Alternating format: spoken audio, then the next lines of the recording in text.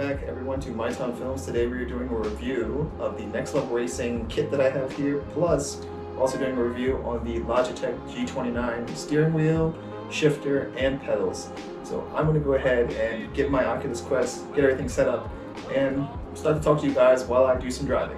So yeah, I'm going to get that set up right now. Alright, so we are inside Toge in a Seekers DC2, of course. And we're gonna get started here. We're gonna try to drive and talk at the same time. I'm not good at this. I don't know how these sim YouTubers do this, but we're gonna give it a shot. So before I start, the reason why I got this simulator is because I need to drive. You know, being in the center of Tokyo, it makes it super hard for me to be able to own a car. By the way, I could not talk and drive at the same time, so that's why my voice probably sounds a lot clearer than it did before. But anyways, that's besides the point. Being here in the center of Tokyo, it's really hard to own a car.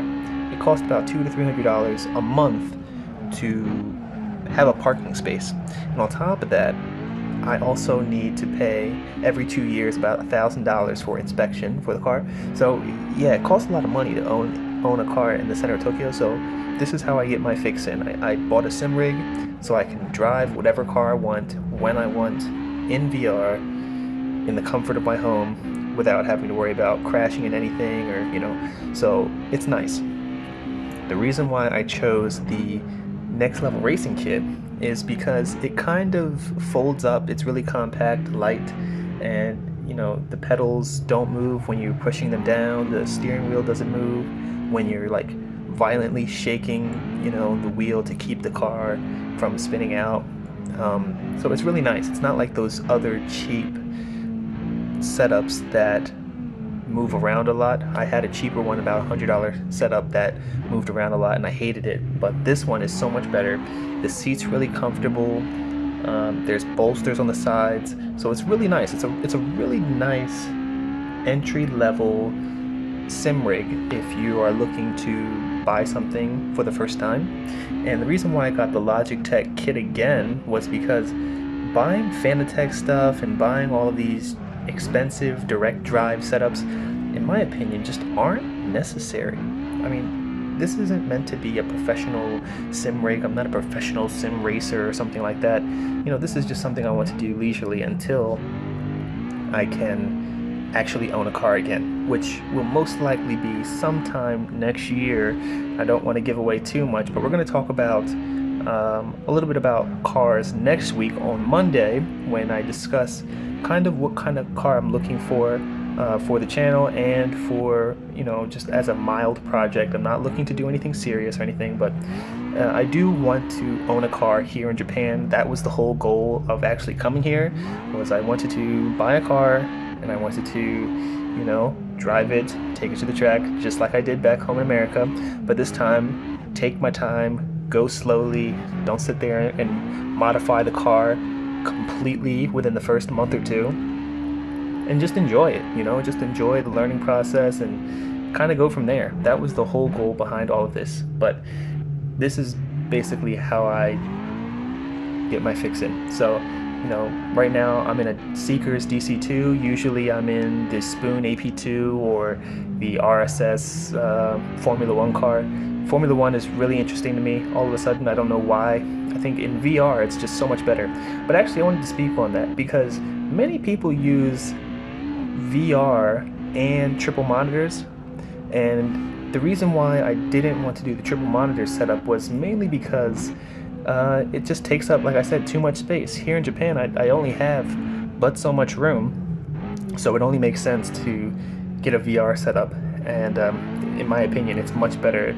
You feel so much more immersed in the game, and you kind of forget sometimes where you are. When I take the headset off, I say to myself sometimes, oh my god, like I'm not actually in a car, like I'm just in a video game. So it's really nice. Right here I'm just testing the steering angle of the real wheel in comparison to the game wheel. It's a little off.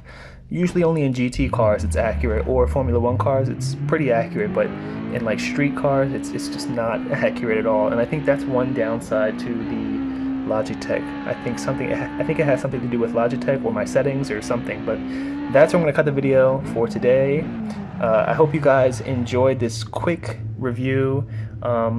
The sim rig itself costs about like $300, and the Logitech setup altogether for everything also costs another $300, plus the Oculus Quest 2, which was another $300, plus my laptop, which was about $1,500. So all in all, it's not too expensive, but it is, it can be a little bit much, if you want to get into this. But that's where I'm going to leave the video for today. Like I said, I hope you guys enjoyed. If you do want to see actual sim content, I guess, or Assetto Corsa content, or some sort of, I don't know, commentary, driving, specific track, car combinations, leave it down in the comment section below, because I don't even know if you guys want to see this.